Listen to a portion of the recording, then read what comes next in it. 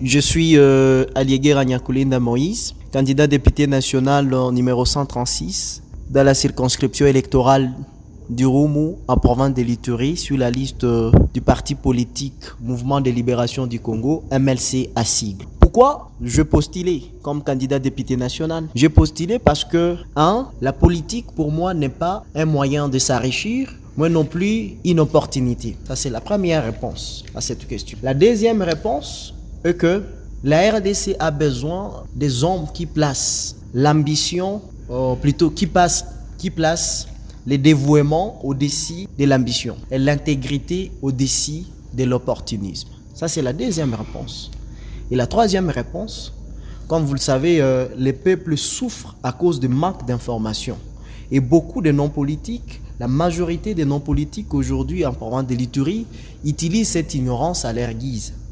Figurez-vous qu'en 2006, qu'en 2011 et 2018, la province de l'Ituri n'a jamais connu de bons élus, de bons législateurs à l'Assemblée nationale comme à l'Assemblée provinciale de la province de l'Ituri. C'est-à-dire, aucun élu ne s'est distingué, dira, toutes ces trois législatures. Et c'est la raison pour laquelle je me suis dit, non, il faudrait que nous, jeunes, nous puissions aussi s'engager et prendre conscience de dire que nous devons faire la politique, nous devons aller représenter le peuple à l'Assemblée nationale parce que ces élus ont transformé l'Assemblée nationale en un dortoir. En 2018, avec l'Assemblée provinciale actuelle, vous savez ce qui s'est passé? L'Assemblée provinciale, au lieu de contribuer au développement de la province de l'Ituri, au lieu de contribuer à la résolution de l'insécurité qui frappe l'Ituri depuis décembre 2017, elle a plutôt contribué à la déchéance du gouvernement Jean Bemba-Gnissa.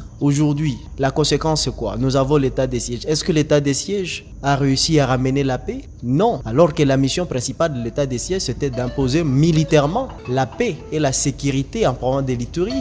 Que la province de l'Ituri doit être à la fois représentée valablement à l'Assemblée provinciale de l'Ituri comme à l'Assemblée nationale à Kinshasa. Ça, c'est la troisième réponse. La quatrième réponse à cette question, vous devez retenir que les causes de l'insécurité, l'étang de nos routes d'intérêt national et local, la cruauté de la situation humanitaire, la fraude douanière, les détournements des deniers publics, la multiplicité des taxes, le tribalisme et ou le communautarisme, la gabégie, la kleptocratie, toutes ces questions n'ont jamais été traitées par nos élus à l'Assemblée nationale.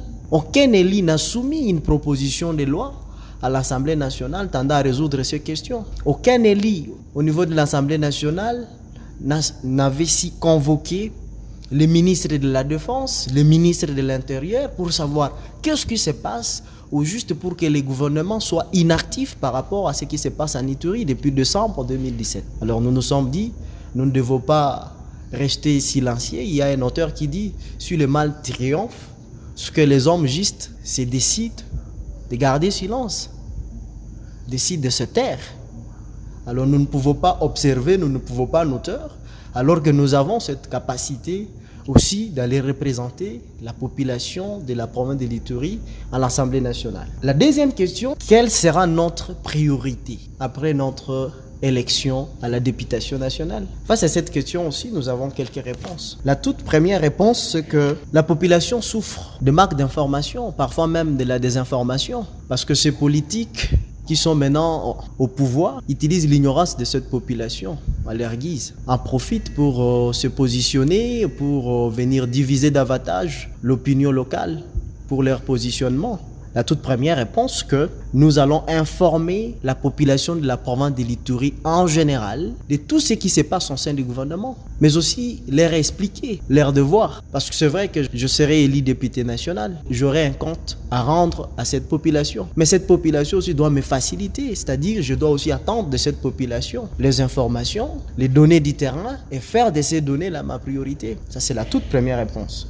La deuxième réponse, que avec cette population, ensemble, nous allons identifier les problèmes de localité par localité, de groupement par groupement, de chefferie par chefferie, de secteur par secteur, territoire par territoire, province par province, pour maintenant élaborer ou former un cahier des charges. Parce qu'après, je serai évalué sur base d'un cahier des charges qui a été tracé ensemble avec cette population, avec ce peuple. Donc pour moi, je dis que nous devons faire en sorte que la province de l'Ituri trouve des élus qui soient à mesure de représenter valablement la province de l'Ituri. Je me rappelle, un jour, j'avais participé dans une très grande réunion où il y avait même quelques élus de la province de l'Ituri, mais aucun élu n'avait abordé la question de l'insécurité qui jalonne la province de l'Ituri depuis décembre 2017. Aucun élu n'avait abordé ces sujets. Et quand j'avais abordé ces sujets en disant les autorités qui sont venues de Kinshasa sont venus pour une promenade de santé, mais ces élus étaient étonnés. Rappelez-vous, cette histoire a commencé depuis décembre 2017. Il y avait plusieurs délégations gouvernementales qui étaient venues évaluer la situation. Mais s'il faut que chaque fois que les autorités viennent à Ituri évaluer, quel jour on va trouver la solution? Le gouvernement provincial est là. Les différents services de sécurité sont là pour renseigner les gouvernements sur tout ce qui se passe. Et que fait le gouvernement avec tous ces renseignements, toutes ces informations? Rien du tout. C'est justement parce qu'il n'y a pas des élus qui font le suivi, qui jouent pleinement les rôles des élus tant nationaux que provinciaux.